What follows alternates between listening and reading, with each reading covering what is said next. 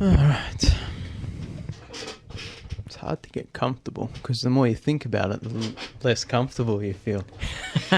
If you don't think about it, you're like, yeah, you can sit on anything. Yeah. You can sit on a bed of nails. But as soon as you start thinking, oh, I'm not comfortable, then it's like, everything hurts, even the softest. You're leaving this in. Oh, definitely, yeah. Well, yeah, I guess welcome to the Tuesday Review. I'm James. And I'm Nathan.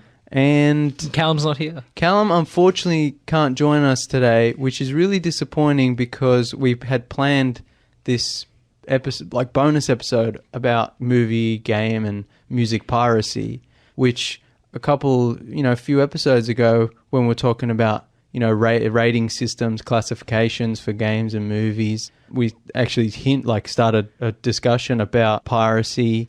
And we went so off topic from the actual movie ratings thing that I don't think we even correctly we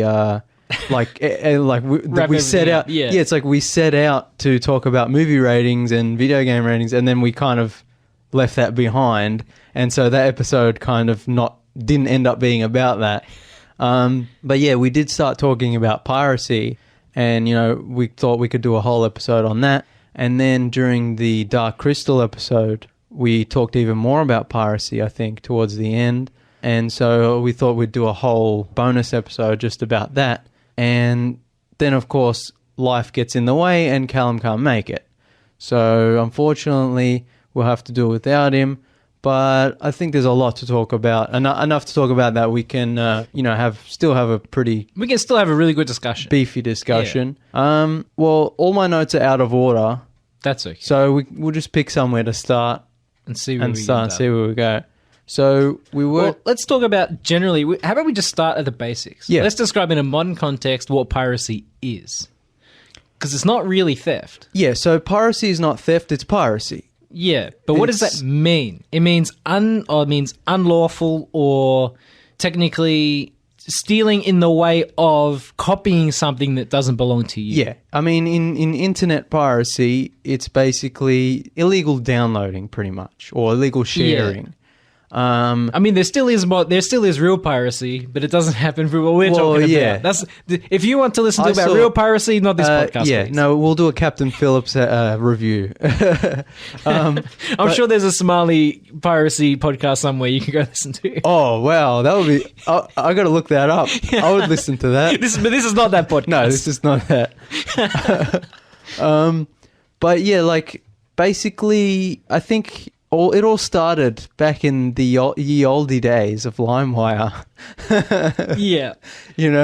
And it's like... The floodgates opened. Yeah, and it's basically file sharing. It's like if someone had a file on their computer and uploaded it to the internet, everyone could kind of take a piece and, share it around and download it on their own computer, and then they could share it again. And the whole torrent infrastructure came from that, basically. Yeah. The ability to, if everyone has a certain file, you can split, people can download from many different sources at once to get it quicker. Yeah. And I guess that enabled piracy a little bit because it allows people to sort of propagate and share and get information quicker. Yeah. I mean, first off, we should say that this episode is not well researched. Yeah, we're just spitballing. Yeah. And we're not pro-piracy necessarily. Well, here's a disclaimer for any law enforcement listening. We're not advocating piracy. We're not admitting to any piracy we may or may not have done. But as we'll discuss, especially here in Australia... It's hard to avoid. Exactly. It's impossible to avoid. And it's a big problem not with the pirates, but with the companies releasing the media in the official capacity or not releasing it, which is we'll talk about. That's where the problem lies. Don't blame the addict, blame the drug dealer kind of thing, Yeah, blame the pharmaceutical companies. Exactly. Yeah. No, that's exactly right. It's like, you know what? It's like, you got pharmaceutical companies. You look at America, for example. Yeah. They're charging what is it, $700 for insulin? Yeah. And people just go across the border and buy it from Canada. Yeah. So it's like, don't blame the little kid in India who can't, see a movie, who downloads it. Blame the giant mega corporation who, people make it too inaccessible. Exactly, who make it extremely expensive. And so hopefully this episode will go into a little depth about why this happens. Yeah. Because to understand piracy, we have to understand the root causes. Yeah. And a lot of this is to do with the studios and the companies that own them. Exactly. And their willingness or unwillingness to release things everywhere. Yeah, that's the thing. I think we'll start there. In Australia, see, in America, piracy is kind of like only weirdos and neckbeards and hacker kids do it, you know? Yeah. In Australia, everyone does it. Like my auntie pirates stuff, you know? Young, may or may old, not. Your auntie may or may not pirate I'm not stuff. throwing her under the bus. To the best of your knowledge, it is unclear on how she got those files. Yeah, I can't recall. No comment. But like in Australia, just everyone does it. It's almost part of the kind of modern movie going culture or music listening or video game playing culture. I would say that's fair. In Australia. In America, like, they have more access to things. And that's what it's all about, access. Yes. And so for them, it's like if you pirate stuff, it's kind of like a weird thing, you know, and especially with all the, you know, mega corporation, the propaganda against pirates, they're kind of like, oh, only weird people pirate. But in Australia, everyone does it. Like, it's just a normal thing. Well, and why is that? Yeah. It's because a lot of the times we don't get releases here. Exactly. Or they release them like a month after everywhere else.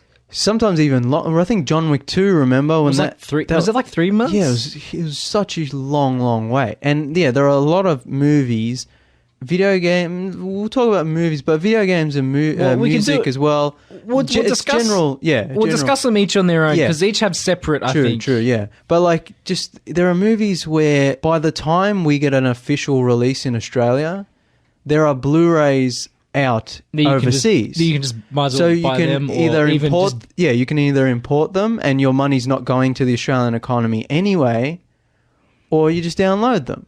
Oftentimes, as well, we'll only get the DVD here, which sucks. And for people like us, it sucks. So if you want the HD, if you want the Blu-ray, if you're like me and you want to collect, if you want a physical Blu-ray collection, you have to import it or download it.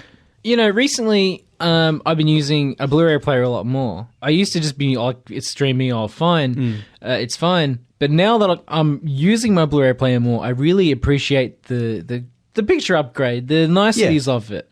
So I really do value that physical media. Yeah, I mean, for me, who is a collector who wants to have a big Blu-ray library, a physical collection, it's very difficult in Australia, where really you've only got JB Hi-Fi, which is our sort of electronics kind of movie game store. That's it. Other than that, it's Amazon maybe. Yeah, but that's not a brick and mortar store. And even then, the Australian Amazon is pathetic. It is. There's nothing on there. I recently bought Romancing the Stone and the sequel movie on Blu-ray. Yeah. I ended up paying like $60 for it. Yeah. Which is ridiculous because in America it costs like $10. Yes. But that's the cost. Exactly. And I was unwilling to go out and pirate it. The reason for that is because it's only been released on Blu-ray in America, and I think once in Holland. Yeah, somewhere like that. I could get it on DVD here if I wanted it, but I don't want the DVD. And that's the thing, is in Australia, we either don't get anything at all, or we get the DVD, or we get just the bare bones version of it. Yeah. Oftentimes we won't have any special features on our discs because there's all these rights issues between countries. So US will get this big beefy, all the commentary, all the behind the scenes. Then we'll release it in Australia, but it's got nothing on it. It's got nothing. So yeah, it's a matter of availability. And ease of availability, because on that note, like I said, there's one store where you can get it, physical store. Other than that, it's online, and that's only if you're talking about buying Australian, releases. Most of the time, you'd have to import it to get the best release or to get a release at all. And if you gets expensive. It's expensive, but also if you're importing it, you're not really contributing to the Australian economy anyway. And so piracy isn't really taking away from the Australian economy. But that's also the thing. We're buying from overseas. The studios aren't going to think, oh, that's an Australian buying it. They're just going to see another sale in America. Exactly. The other thing is, another reason why people pirate, we'll say mostly TV shows here, is because, let's take the big one, the big fish in the pond here, Yeah. Game of Thrones. Yeah. People don't want to pay, like $60 a month for one show? We've talked about Foxtel many times and how outdated and extremely over expensive it is. Because honestly, it's like $80 a month in some cases, more, to watch basically one show if you just want to watch Game of Thrones. And rightfully so, people are unwilling to do that. And on top of that, oftentimes when you go to watch the show in the streaming side of it, it doesn't work, or it's of poor quality, or it crashes. I think they have like a live kind of TV. You can tune in at a certain time. Yeah. But at people don't watch TV like that anymore most of the time. At the same time, it also airs at like lunchtime. So if you're at work, tough shit. Yeah. And the other thing is, a lot of the cheaper access to Foxtel is only streaming. So if you have that only streaming option, then you're pretty much fucked. Yeah. Because the streaming... Speaking from experience, Foxtel's streaming game isn't strong. Yeah, no, exactly. It's crap, man. Yeah. Compared to its competitors, it's rubbish. Yeah. Because they just haven't invested in that technology as much as its competitors have. Yeah. Also, I mean, let's go back to the kind of basics of piracy. If I pirate something and watch it and don't like it and then never purchase it physically or legally, it's like I never watched it at all. Exactly. I never stole a physical copy from somewhere. This is what we're saying when you have to separate it from theft. Yeah. You're not taking something from someone. Yeah, piracy is a different to... But a lot of the spin around piracy, they equate it to theft in a very literal sense. I think, it's the big mega corporations who make billions of dollars of profits every year, and still they always come back to blaming it, pointing the finger at the pirate and saying he's going to bankrupt us, he's going to ruin the economy. You're stealing my 99% profit product. Exactly. It's like, how dare you? So how come they keep, like the CEOs and all that, the executives, they keep getting bonuses every year? In the tens of millions. If piracy keeps going up every year, like there's no correlation. So the person who made that movie, who made that TV show, who made that video game, he got paid. Or they got paid. Probably not a lot of money in the grand scheme of things. All the money goes to the... That's an argument for another time where there's industry problems of people not getting paid enough. But the person who made the product, they got paid regardless. So if you steal it off the shelf physically, the sale of that physical copy... yes, there might have been residuals that would have gone to that person. So that's theft. If you're downloading it, you're not actually taking any money away from that person who got paid anyway. And the residual payments, yes, they're not getting that. But as I said, if you don't like the movie or whatever, it's like you never took it anyway. And if you did like it, you're more likely to purchase the physical That's what I was media, right about to say. Or the merchandise, or go see a good example. Metallica versus Iron Maiden.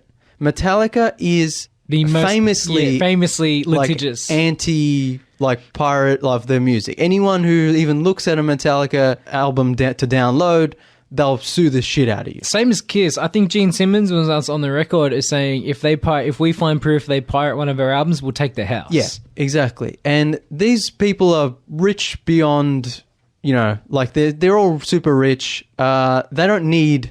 Well, these days, most of a band's profit comes from touring and not the actual CD sales itself. We'll get to that. But, in terms of Metallica, you can't tell me Metallica is strapped for cash. Nah. So for them to go after some kid who just wanted to listen to one of their albums, that's pretty fucked up. But that's not the point. The point is, Iron Maiden, on the other hand, they said, well, where are the cities where our music is getting pirated the most? And they found that out, and then they said, cool, let's tour there and make bank. Yeah, and they do. And they did. And that's almost the same tactic Netflix used back in the day. Yeah. Where they would see what are the most pirated titles for every region. Yeah. And they would license these movies and shows for their service in that country. Yeah. And it was a massive success. It's all about availability and cost. Exactly. In Australia, everything is so over-expensive. Our wages are high... But that means everything we buy, the price just keeps going up and up and up. And that's an argument you see mostly coming from Americans. Yeah. Like, I've seen it on Steam before in Steam forums, and people are like, yeah, but the minimum wage in Australia is $20 an hour. Yeah, but you know how much our games cost? Exactly. They're like almost double. Yeah, so like everything costs more, but it's like just half the wage, man. And that's in your mind, like in terms of converting to America, just half of everything. Yeah. And it's roughly equivalent. That's like the real interest sort of feel. If Americans get paid $10 an hour and we get paid $20 an hour, in reality, when we have to actually go to the shops and buy stuff, we're making $10 an hour comparatively. But it's the same. Yeah. So yeah, it's all about if you make things. People want to pay for things. They want the easy. This is why Netflix is so extremely successful. People want ease of access. They want affordability, and they want to pay for stuff. They do.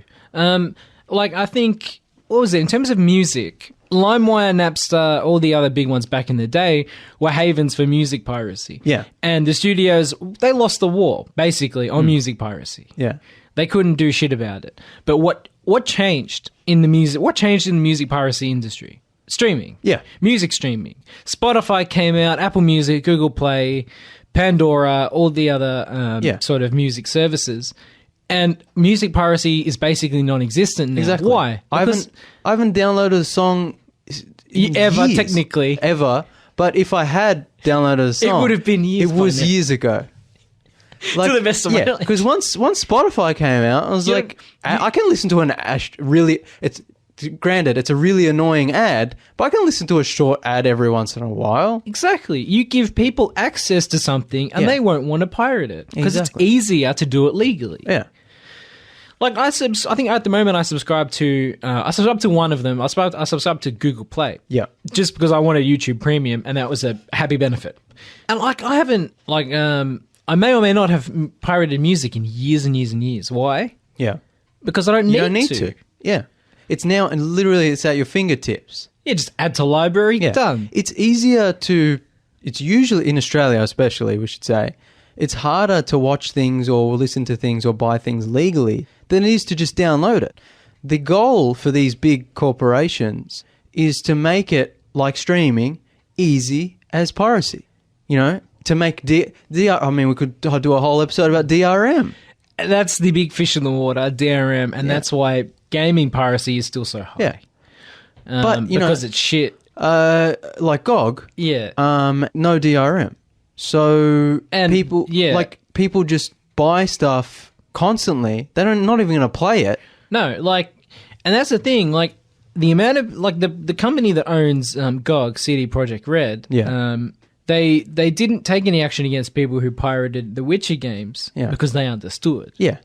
They come from a place of like, if we make our games at least available and somewhat affordable and the worth the value. You look at the Witcher games in terms of value. Yeah. What do you get in the Witcher game? You get like the maps, you get everything, and it's the standard price of a normal game. Yeah. It's not more expensive than anything else. Yeah. And that's in all regions. And the games are massively successful. Yeah. Because it's like they understand why value piracy for happens. money. Value for money. People don't want to be ripped off. Yeah. And that's a massive problem, especially here where we get the Australia tax. Yeah. You know, games that come out here, if they're not edited or, modified for ratings purposes, that's another reason. Well, censorship. Censorship. I think we talked about this. We talked about that briefly on the other episodes episode. Where, if something's, cut for the Australian release, you almost have no choice but to import it or to download it, Exactly. That's not just games. That's like, movies and stuff as well. And a lot of the times, man, DRM stands for our listeners unaware, digital rights management. And it doesn't work very well most of the time. Yeah. And, like some of them, if you need internet access to play the game. Yeah. And internet access is a problem in this country. That's another thing, yeah. Like, I'm sorry, I don't have a consistent internet connection at home, so I can't guarantee this company. I can't guarantee this game company that I'm going to be online 24 hours a day to play a video game. It's not going to happen. No. So a lot of the time, pirates will. Yeah. They'll get the game, they'll hack the game, remove the DRM and upload it. Yeah. And for some people, that's the only way they can play the game. Yeah. Like, sure, they can buy the game. They're still not going to be able to physically play the game if they have a spotty internet connection. This is another thing. It's like, I'll be like region locking. I hate region locking It makes zero sense. Technically, under Australian law, Exactly. region locking is illegal. Exactly. So it's not illegal to hack your Blu-ray player to make it region free. But this doesn't stop companies from making their discs region locked.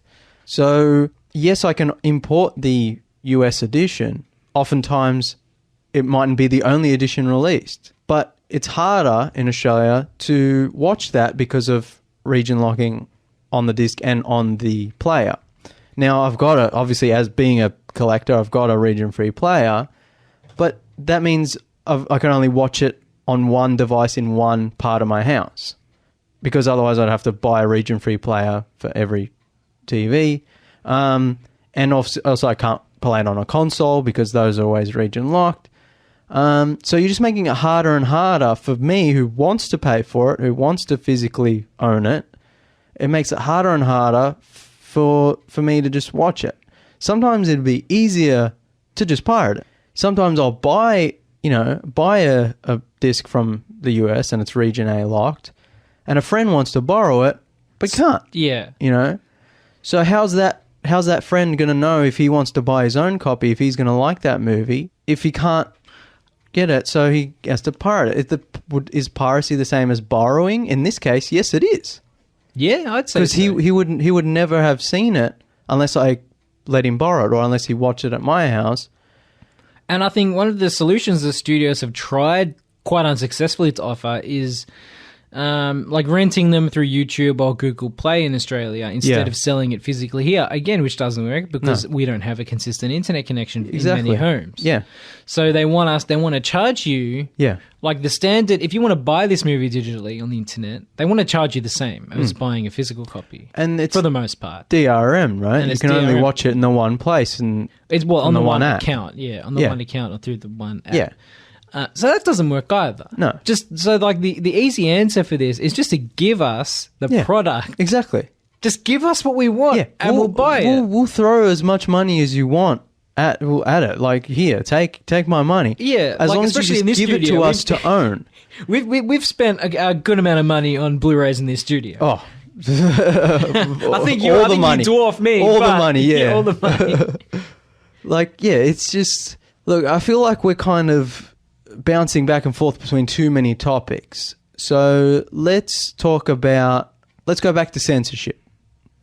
So we talked a little bit about censorship on the other episode, and how, a lot of the time stuff gets cut in Australia, or there are different editions around the world and you have to find out which one's uncut and you have to get that version in. But one thing we were talking about was like archiving, and how sometimes piracy is the only way to preserve the original artwork. I think we talked about a specific example last week, which is still relevant, is the Netflix censoring or removing a scene from 13 Reasons Why. Yeah.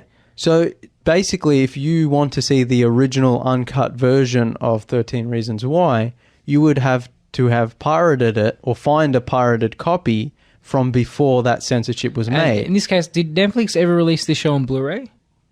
I don't think so. Maybe, but usually they don't unless it's their big shows. But yeah, so that's just one case. But then there are, so many, Star Wars, the best example. If you want to see the original theatrical unaltered version, good luck. The only way to do that is to pirate it, basically. Or unless you have a VHS player or a Laserdisc player.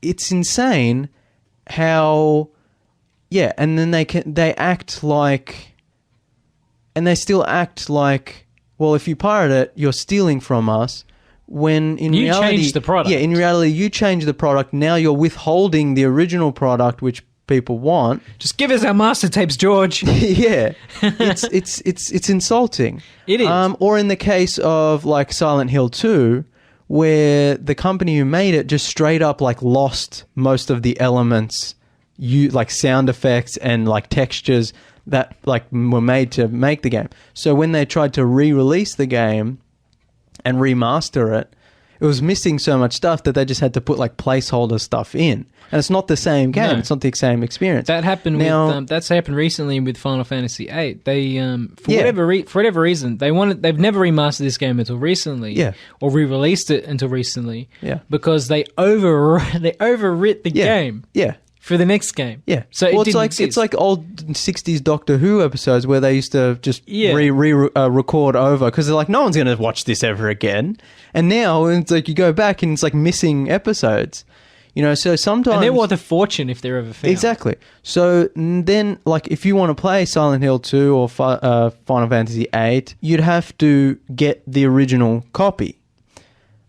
If that copy exists, I should say.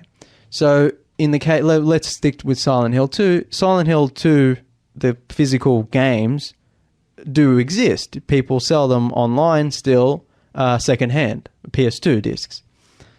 But... they're getting rarer and rarer, obviously. Discs degrade. And eventually, you know, everyone who's bought them is going to keep them, and no one's going to be reselling them. Occasionally, one might pop up because someone wants to get rid of it, and the value of the product is going to go up and up and up until it's a collector's item, until it's wildly expensive. So the only other way to preserve, to get that original game, to keep that, or to archive it, to experience the original game, is to pirate it and to keep it safe, copied, backed up somewhere. Alternatively, companies could technically, even though when they tried to remaster the game, they didn't have the, you know, there were bits missing, they could take the disc and just rip it, right? Mm-hmm. And just take, like pirates do, and then release that as digital release and charge a little for it. You know the PlayStation 1 Mini? Yeah. That the bones of the PlayStation Mini is a very popular PlayStation emulator program. Yeah. So Sony uses the pirates' work to emulate their games. Yes. So that's, I mean... they basically do the same thing. That's hypocrisy, but also it's like, that's what we kind of want. But that's because these pirates have worked very hard on getting to the stage where at least PlayStation 1 games are emulated 100% faithfully. Yeah. And to a large extent, if you have a beefy enough computer, PlayStation 2 games and so on. Yeah. So it's easier for Sony and Nintendo when they're releasing their minis just to use already established emulators because they're ready to go. But that's the thing. If these companies just said, hey, look, here's an emulated version of our old game. It's, you know, charge a few dollars for it, even $10, 15. I don't know how much further I'd go. And say, here's a proper release. You can download it on Steam or just from our website even. DRM free. Do you know how many people would buy that? Oh, yeah. I'd be there day one. The old system, the PlayStation Vita, was a PS1 machine, basically, because they'd had that down to a T. Yeah. And it was incredibly popular among enthusiasts, but due to various issues, in like mostly revolving memory card issues, marketing, and so forth, the Vita didn't last too long. Yeah. So the console died, but along with it came a great emulation machine. Yeah. And that's a crime. Yeah. I mean, but that's the thing is like, you know, we talk a lot about with the movies, but everything's nostalgia based now. Everything's a cash grab based on nostalgia. And we talked about, you know, the PS1 Mini, the SNES Mini, the NES Mini. You know, these companies are banking on that. But when people try to release their own versions of their own emulators, these companies like Nintendo especially, they shut them down, they sue them. But the versions they give us are often substandard to the versions the pirates have given us. They're exactly the same, or they're DRM'd up the arse to the point where you can only play it on that SNES Mini and you have to plug that sucker in every time you want to play Super Mario World. On that note, I have a PlayStation Mini. Yeah. And I may or may not... It's not worth it. No, but... No one bought it. You may or may not be able to add your own ROMs into that system. Well, only through illegal means. Only through illegal means. Exactly. So here's my point, is if these big companies want to bank on nostalgia of people who are already playing these games in emulators illegally, don't force it into a little box and say, pay $150 for it and you can only play these 10 games and then that's it. Actually say, here's a little thing. You can download new games every time, we might release an update. Gets back to what you were saying too. Yeah. Give us the 20 or whatever games on release, Yeah. and then have a store where we can buy the others we want. Yeah. You'll make bank. And these emulators, I'm not 100% sure, but I'm 99.9999% sure that they're easy as hell for these corporations to provide us with. If one dude can do it on his computer, I'm sure these corporations can get a couple of guys together. I mean, the thing is, Sony, Nintendo, Microsoft, these are the companies alone that they have the blueprints on how the consoles work. Yeah. The hackers and pirates and emulators have to go back and reverse engineer these machines and get an approximation. But Sony and Microsoft, they know exactly technically how it works. They can do it in a heartbeat. We talked about it a couple of weeks ago, I think, with WoW Classic, where that's a good example. There are all these, WoW vanilla, original WoW servers that fans had to basically reverse engineer or run by themselves. I think we also talked about the Matrix Online. I think. Yeah, people are still keeping that running. And it takes years to get these working. And these big corporations were not interested in providing people with a legal way to do that. Oftentimes, the illegal ones would get shut down, but no alternative was offered from the corporation. Now, Blizzard, in this case, for WoW, they finally gave people the option of kicking and screaming. Yeah, exactly. They didn't even want to do it. The CEO famously said, "You think you want it, but you don't." But when they finally did do it, all the servers are full 24/7. Making back. People who've never played WoW are playing it. People who have gone away from it have come back to it. People are ruining their lives all over again. Exactly. It makes money. The proof is in the pudding. Don't act like, you don't want these old games, these emulators, we're going to sue you so you can't get access to them, but then we're not going to provide you with a way to legally access them. Nintendo's famous for this as well. Any emulator, they'll shut down, but then they won't release all their games onto their new service. Nintendo's probably the biggest criminal in all of this sort of releasing and supply and demand issues. They're so in their own a little weird Japanese bubble. Yeah, they're they only pick their head out occasionally. Yeah, it's they're not if they released the SNES Mini games, because what they do now on the Nintendo Online service, on the Switch, is you can pay $30 a month, or $30 a year, and you can play all the SNES games you want. Well, but about 20 of them. But exactly. So problem one, there's only about 20 of them. So really, you have to go to an emulator to play most of the SNES games. Problem two, I don't want to pay $30 a year to play a bunch of SNES games.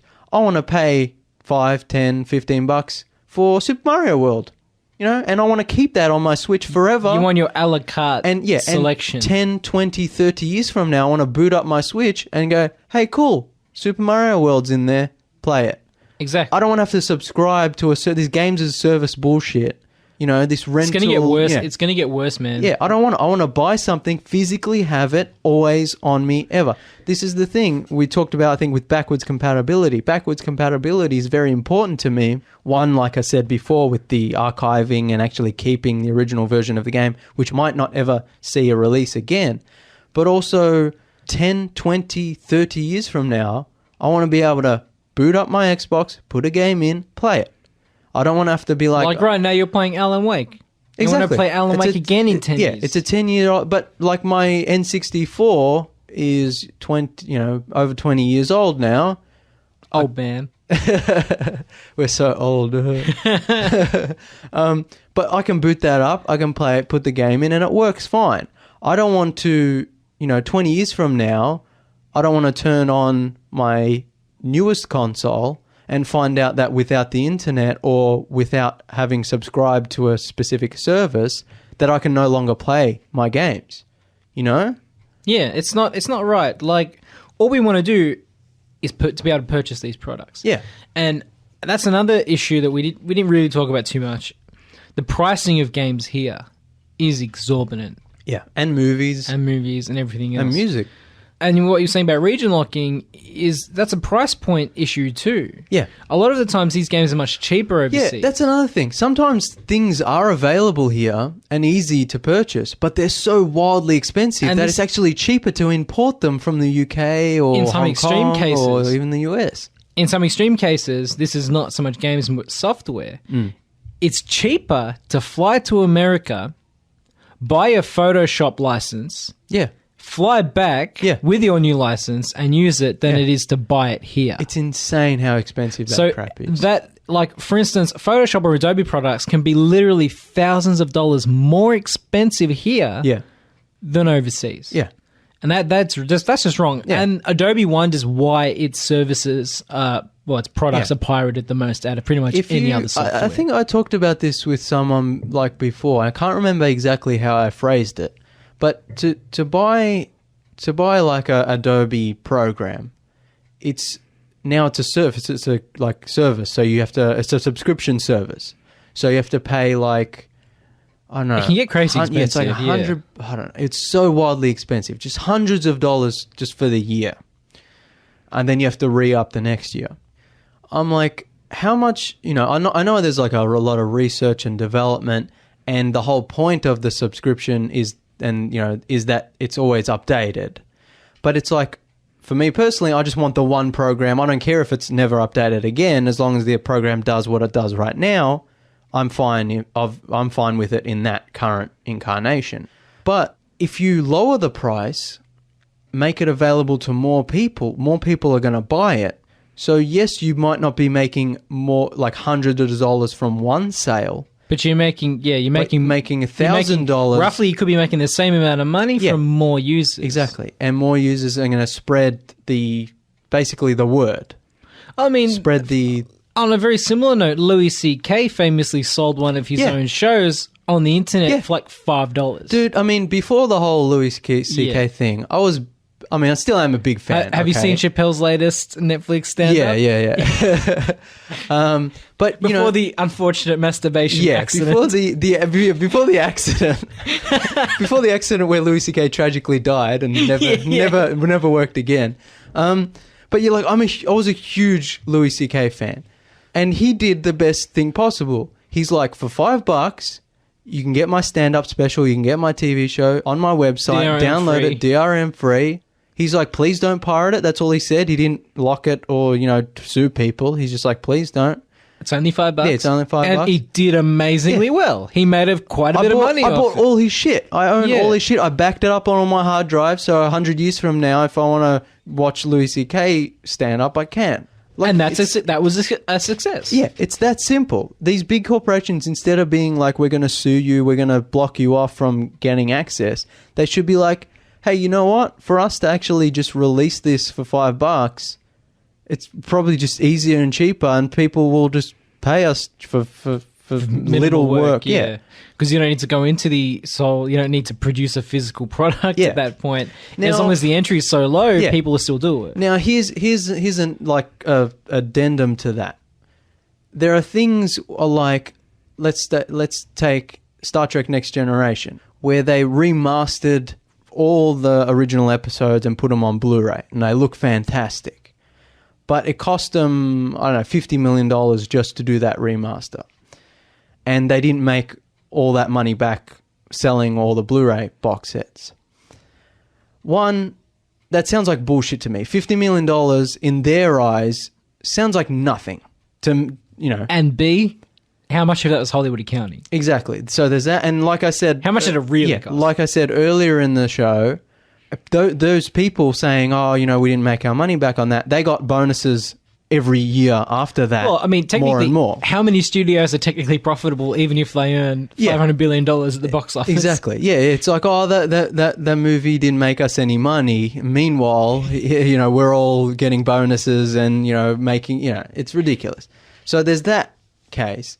But so Star Trek Deep Space Nine, they've pretty much all but come out and said, we're not going to release it on Blu-ray. It's only available on DVD. So it's kind of like, that's disappointing because, at this point in time... I haven't watched much Star Trek, but I've seen a few episodes of Deep Space Nine and I really liked it. Oh, yeah. No, it's the best arguably the best Star Trek show ever. But, it's disappointing, especially for someone like me who wants a physical, collection. I had to buy it on DVD.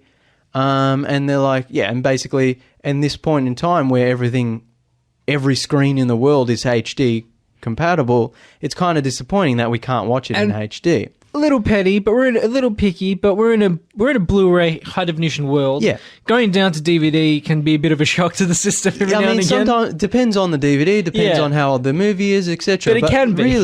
Really, at this point we shouldn't have to put up with non-HD releases.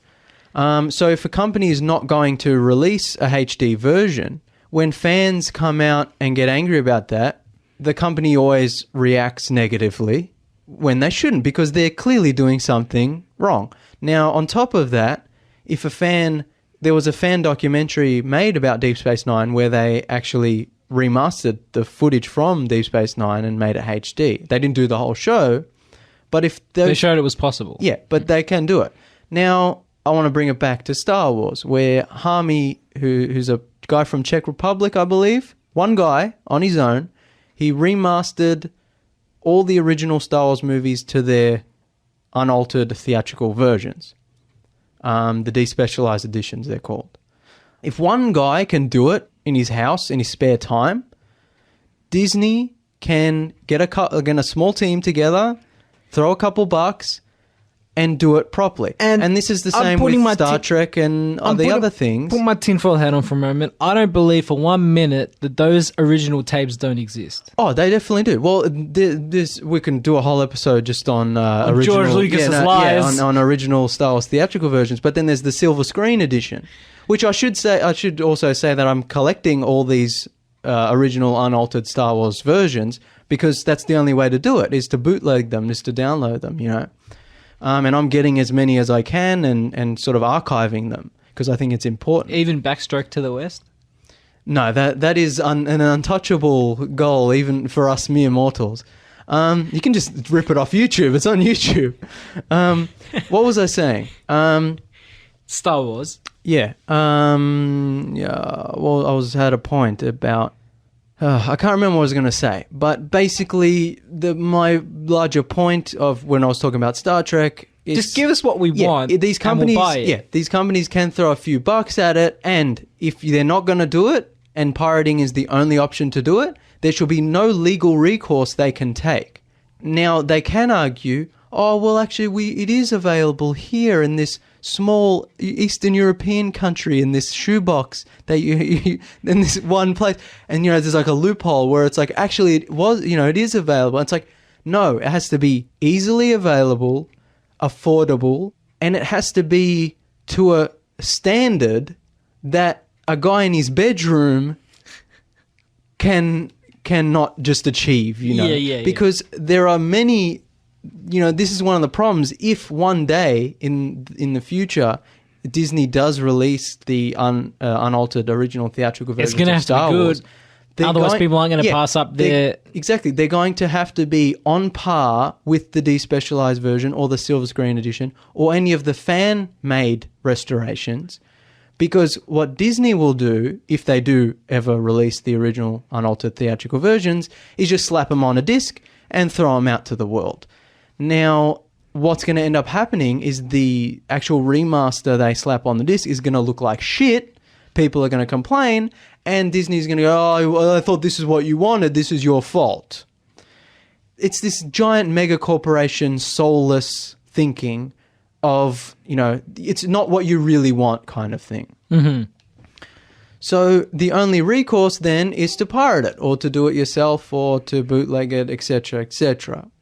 So again, piracy oftentimes is the only option. And if for serious moviegoers, for serious collectors, for archiving purposes.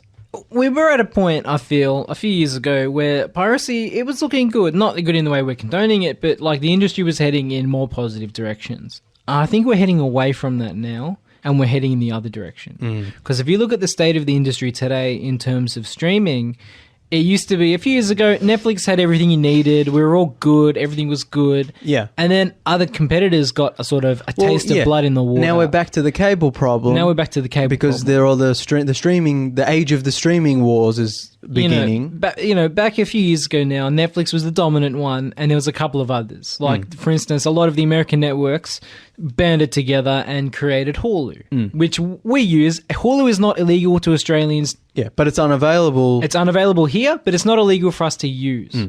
We are violating terms of services on Hulu. To get access to it, you have to jump through a lot of hoops. Yeah. It's not available here easily. But I'm not breaking the law by paying for Hulu. No. So I can admit that I use Hulu. But now we have a situation where all its competitors and a lot of the Hulu sort of group have decided they're going to go their own way and they're going to split. Yeah. And that's incredibly dangerous because then now we're up the cable wars problem again. We've got Netflix, who is now struggling because NBC has taken Friends off for their own streaming service called Peacock, I believe. I don't know. There's so many streaming services now. It's ridiculous. And they'll have stupid names. Yeah, and they'll have stupid names. And also, we should say, 99% of which we won't get in Australia. No, we won't. With like CBS All Access, which is probably the worst streaming service I've ever seen, which its only show is basically Star Trek and the Twilight Zone. Yeah. And then it's just like old sitcoms. Yeah. And you've got Disney, the big competitor, and Apple TV. Like, these companies used to be content by getting their millions of dollars in like licensing fees a year to give them to Netflix or Hulu or whatever. Yeah. And they're like, no, you know what? We can replicate this. No, you can't. Yeah. You're not going to come anywhere close, and you're all going to fail. Yeah. Because people would rather just pirate your shows than subscribe to 6 or 7 different services at $20 a month. Look, I'm telling you, other than Disney Plus, I don't think I can afford any other. Because I've already got Netflix, Amazon Stan. To be fair, Amazon's a little bit of an outlier. Because a lot of people... that's kind of different. That's kind of different. We get Amazon Prime Video as a bonus when a lot of people just buy it for the free shipping. Yeah. And it is, cheaper than all the other streaming services. But, like, other than that... And then once Disney Plus, so I'll have 4 streaming services. It's too much already. That's already, I'm breaking the bank. And, of course, like I said, I have my physical Blu-ray collection, which costs a shit ton of money. So, they can introduce all the streaming services they want. People are not going to pay for it. But at a certain point, if I can't get those shows on those 4 streaming services, piracy is the only other option. And if you think about it reasonably, we shouldn't have to have more than 4 separate services to watch a show. It's insane. A normal average... 5 if you count YouTube. 5 if you count YouTube. There you go. We can't forget Cobra Kai. Yeah. The most important The only reason to ever subscribe to YouTube TV. Or we should also, public services announcement, all Cobra Kai season 1 and 2 are free on YouTube now. So I think season 2's rolling out every week though, 1 episode a week. Oh, okay. But season 1 it'll be all out on YouTube. Yeah, it'll be eventually out soon, it'll all be on YouTube, ad supported. Still a great show. Suffer through the ads. Yeah. So watch it. Go watch it if you haven't already. But it's like at that certain point now, you're asking people to subscribe to more than 4 services. It's insane. It's too much. Yeah. So people are rather just going to pirate, or they'll just eventually crack the shits and they'll just cut all their streaming and just go full piracy. Yeah. Because that's where we're heading. Yeah. And again, it's if these streaming services who've made it easy for us to not pirate and have made it easy to watch their stuff, if they start doing things like introducing ads or, if they make it harder at all, or, people are just going to drop it. People are just going to go back to piracy. We need to look at the comparatives between the music industry now and the movie and TV industry. Yeah. Because the solution that saved the music industry needs to come into effect for the TV and movie industry. Well, we thought that was what Netflix was doing. Yeah, but and we're heading the other way. Yeah, but now again, we just need one place that's reasonably affordable that we can watch everything we want. Yeah. And the problems will go away. Yeah. But I think that's the thing. Greed overcomes everything. Yeah, agreed. But also, like, all this region, all this legal copyright issues, and, one thing in Australia you can't watch because in America the rights are in different companies' hands, and it's all ridiculous. And in an age where digitally there are no borders, and you can get anything anytime, look up anything, you can, not just physically travel places easily, but you can, electronically travel places easily. There's no excuse for all this region coding, region locking, copyright issues. Yeah, exactly. Like, I understand there's a lot, like, they're not going to snap your fingers and fix it overnight. Realistically, they'll never fix it because countries are different. Countries have different laws. So there are certain things you just straight up cannot do or show in Western countries are a little bit more forgiving, Yeah. but I can understand a situation where there's more of a sort of fundamentalist government and they object to X content being released here for like religious or legal reasons. But even and then we're back to piracy. Yeah, exactly. But that's the thing is, That's out of the company's hands. At the end of the day, if people want it, they'll get it. They'll get it, and you need to provide it for them. And if companies are smart, they'll offer us the means. Yeah.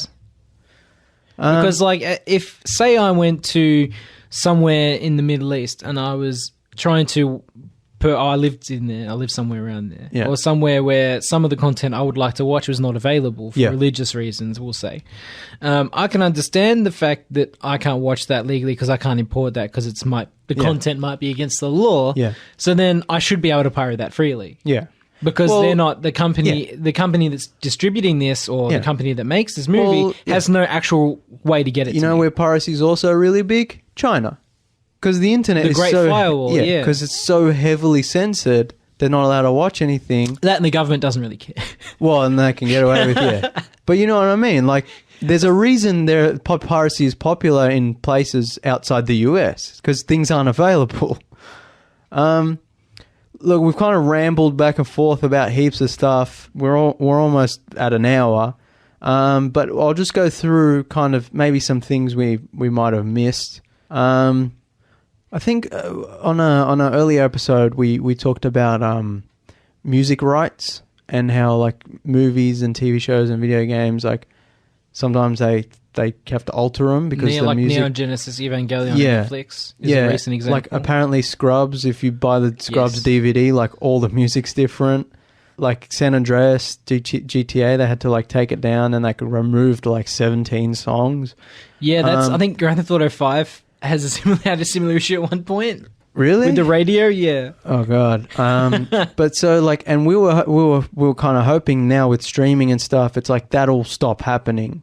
But I think just the way things work... I think, like Rockstar licenses music and then that license would run out. Yeah, but it's like in an age where everything's available all the time on the internet and, things don't, run out of stock because they're digital, it's kind of bullshit that we still have the rights running out. So hopefully in the future this doesn't happen anymore. But again, comes back to piracy. The only way to get the original versions of some of these shows and movies and games with the original music in it, as the artists intended, is to pirate it and to keep it archived. There's a Michael Mann movie, The Keep, where it's never been released on DVD or Blu-ray, and it's looking like it never will be. And one of the reasons that is because Tangerine Dream, who did the soundtrack, wants more money when they release it on Blu-ray, and the company just straight up doesn't want to pay them. So the only way to see the movie, unless you have a Laserdisc player, is to pirate it. So, like, don't get upset. Don't get upset if we pirate it. Otherwise, make it available and pay Tangerine Dream whatever the fuck they want because they're Tangerine Dream and they fucking rule. And don't tell me you can't afford it because you're a mega corporation who keeps listing record profits every year and who keeps giving their CEOs and executives bonuses. So don't pretend you can't, actually spend the money on what people want instead of just paying yourselves. Yeah, and it's the same with like sound effects. Sometimes like they'll release a movie or TV show or whatever and like the sound effects will be different from the original version. You'll be like, what the fuck? And it's off-putting. You don't realize how it's unsettling. Yeah, you don't realize how used to a certain sound you are until it's been changed. Yeah, and then it just doesn't. Yeah, you're just like, and it's not even like a memory you have. It's like a physical, ingrown kind of like muscle memory almost. Also, like then there's like like the old Disney cartoons that they refuse to acknowledge exist. Because they have like racist overtones or whatever, and it's like just I can't remember what company it was, but they release them with I think Warner Brothers. Warner Brothers, they not release, Disney. Warner Brothers releases their old cartoons, but they have a disclaimer to Yeah. start saying, "Look, this is from a specific time. It's not exactly sensitive to today's culture, but just keep that in mind." Disney just straight up they just censor. They either censor it or they don't release it at all. So, I mean, that brings up quite unsettling, questions about censorship and rewriting history and stuff like that. But really, it's important to archive a lot of this stuff. Yeah. And we should be able to watch it as a lesson. Yeah, exactly. Like, this is what people Don't thought pretend- of. yeah. This is what people thought back in the day, and here's why it's wrong. We can use, especially censorship, we can use it for educational reasons. Yeah. You don't just have to change it because modern society thinks differently. Yeah, it's revisionist history. It's unsettling and it's a problem. And again, piracy is oftentimes the way to preserve these things. Also, we were talking, I think, at the start of the show about subtitles and bare bones releases, especially here in Australia. And Nathan, you were watching the original Rambo movies recently on Blu-ray, and they were all bare bones and bare minimum. to the point where they didn't even have English subtitles. I was watching, I think it was Rambo 3. Yeah. In the lounge room, and my mum had people over or whatever. So it was her birthday. Yeah. And I'm watching it, and it's noisy, and I could have used my headphones, but I didn't want to. Mom, celebrate your birthday another time. I'm watching Rambo 3. Mum, I'm watching Rambo 3. Can you go away, please? So I didn't get it. It was her birthday, I think. I think that was when I was watching Rambo 3. It was one of the Rambos. Did you get her something at least? Of course I did. You got a Rambo 4. I got a Rambo 4. I got a tickets to Rambo. Fuck me. Yeah. So I went to put on the subtitles, and I couldn't. Yeah. There were no subtitles. Yeah.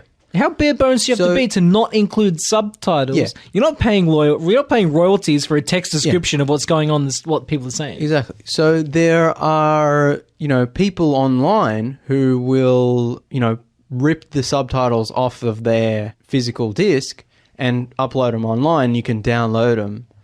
And then there are people who even like fan subs who translate movies into their home language, and then put subtitles and then release it online so people can watch it with their own subtitles.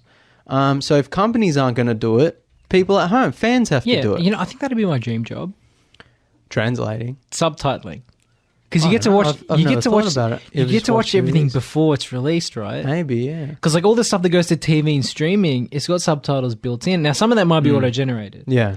But there's always if you're watching mainstream TV, if you watch mainstream TV, there's always captions done. Oh yeah, the live captions. Yeah, I want to walk to the. I want to work for the company. Yeah. And be like, you get to watch. That'd everything. That'd be too stressful, though, wouldn't it? I guess it's live, right? Is it live or is it pre? Well, I guess it depends. Like commercials and stuff, and there's live TV. Live TV. I wouldn't want to do live TV. You're talking about old movies. Old movies, stuff. Yeah. I just want to watch. No, even new new release, new TV and stuff. But anyway, getting off topic. Yeah, but then there's fan edits where people take a movie they've purchased legally and they re-edit the way they want, or they add certain things, they kind of move scenes around or whatever and turn it into their own kind of movie.